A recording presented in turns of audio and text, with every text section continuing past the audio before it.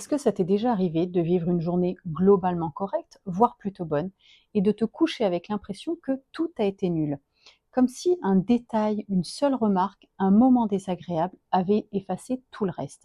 On continue aujourd'hui notre série sur les distorsions cognitives et cette semaine, je te parle du filtrage mental.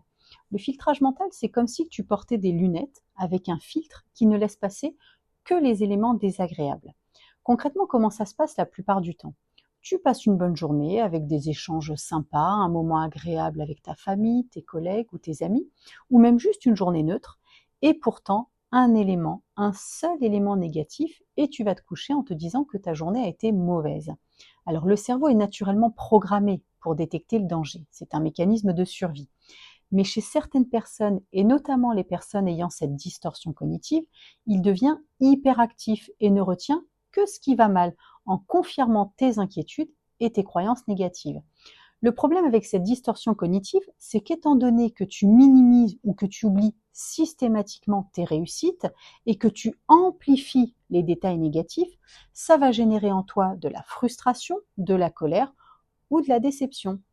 En thérapie cognitive et comportementale, le travail consiste à dézoomer, à regarder l'ensemble des moments, pas seulement le négatif. Alors même si une thérapie reste le meilleur moyen de travailler en profondeur sur le filtrage mental, tu peux déjà t'entraîner à repérer le filtre et à prendre conscience de ce fonctionnement. Alors à la fin de la journée, pose-toi simplement cette question.